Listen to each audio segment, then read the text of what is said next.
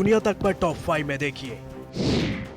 पूरी दुनिया में कोरोना से 4,13,000 से ज्यादा लोगों की मौत हो गई है और 73 लाख से ज्यादा लोग संक्रमित हैं, जबकि 36 लाख से ज्यादा लोगों ने कोरोना को मात दी है। दुनिया भर में अमेरिका में कोरोना से 1,14,000 से ज्यादा लोगों की मौत हो गई है और 20,45,000 से ज्यादा लोग संक्रमित हैं। साथ ही पूरी दुनिया में अश्वेतों के खिलाफ हो रहे अत्याचारों के खिलाफ लोगों में आक्रोश है।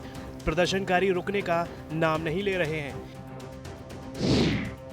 नेपाल के प्रधानमंत्री केपी शर्मा ने यूपी के सीएम योगी आदित्यनाथ पर हमला बोला है। उन्होंने कहा कि नेपाल को लेकर दिया गया योगी आदित्यनाथ का बयान पूरी तरह से निंदनीय है। उन्होंने नेपाल के एक नक्शे के मंजूरी के बाद नेपाली संसद के प्रतिनिधि सभा को संबोधित करते हुए कहा कि अगर योगी आदित्यनाथ नेपाल को डराने की कोशिश कर रहे हैं तो ये उचित नहीं है।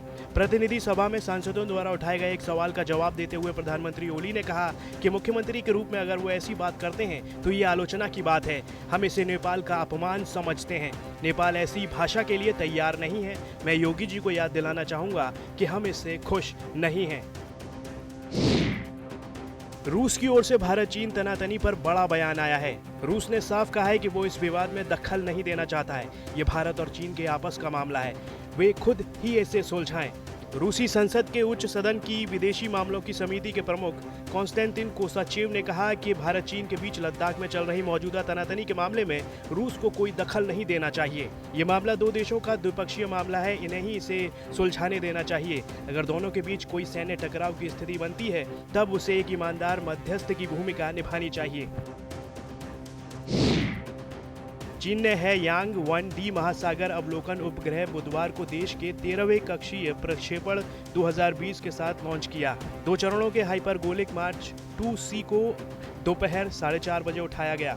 पूर्वी चीन के ताइयुआन सैटेलाइट लॉन्च सेंटर से प्रक्षेपण प्रयास का संकेत प्रक्षेपण के कुछ दिन पहले एयर स्पेस क्लोजर नोटिस से आया था।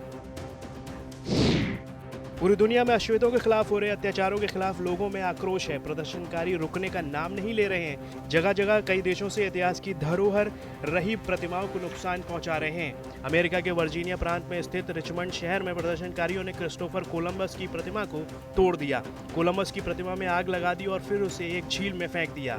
उग्र प्रदर्शनकारी शहर के बायर्ड पार्क में सैकड़ों की संख्या में एकत्रित हुए थे।